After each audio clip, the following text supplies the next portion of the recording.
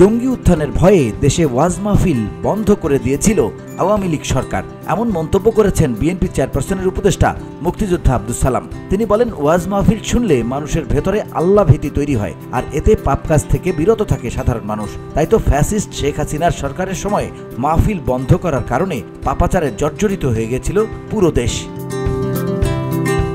আগারগাঁয়ে বিকেলে হিন্দোল সমাজ কল্যাণ ও পরিবেশ উন্নয়ন কমিটি আয়োজিত ক্রীড়া প্রতিযোগিতার পুরস্কার বিতরণী অনুষ্ঠানে প্রধান অতিথির বক্তব্যে এসব কথা বলেন আব্দুস সালাম।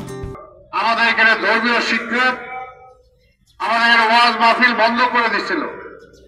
ওয়াজ মাহফিল করলেই নাকি সব মুসলমান হয়ে যাবে, সব নাকি কি বলে যে কি বলতো জঙ্গি জিএমবি হয়ে যাবে।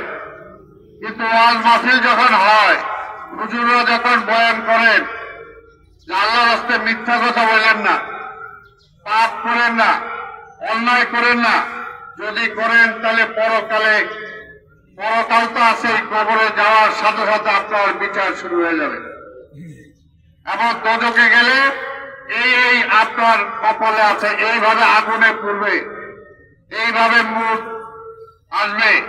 যখন এগুলো হয় তখন কিন্তু স্বাভাবিক মানুষের মধ্যে রিয়াকশন হয়।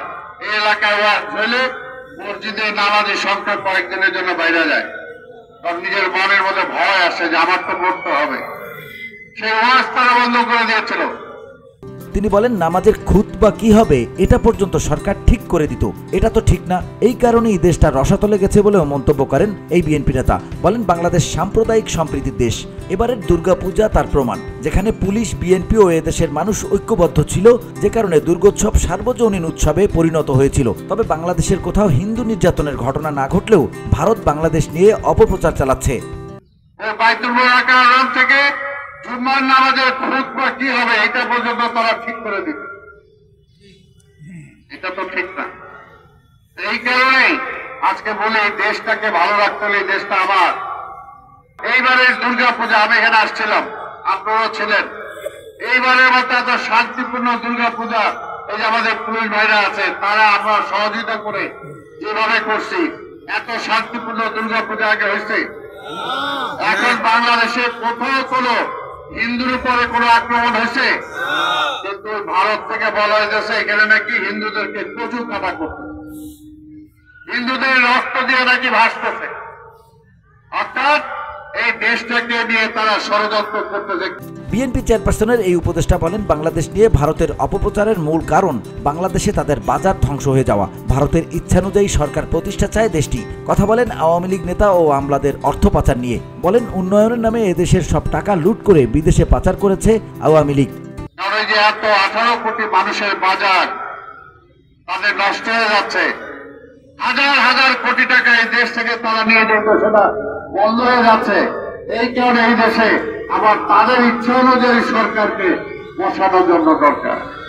2018 সালের নির্বাচনে রাতের আধারে আওয়ামী লীগ ভোটের ফলাফল পাল্টে দিয়েছিল বলেও মন্তব্য করেন তিনি। তাই ভোটের অধিকার ফিরে পেতে সবাইকে সচেতন হওয়ার আহ্বান জানান এই মুক্তিযোদ্ধা।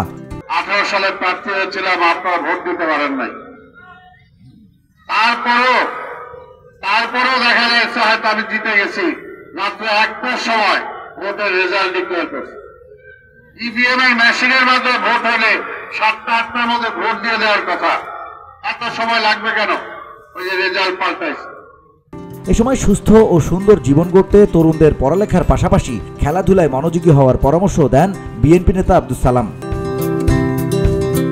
পরে ক্রীড়া প্রতিযোগিতায় বিজয়ীদের মধ্যে পুরস্কার বিতরণ করেন বিএনপি চেয়ারপারসনের এই উপদেষ্টা।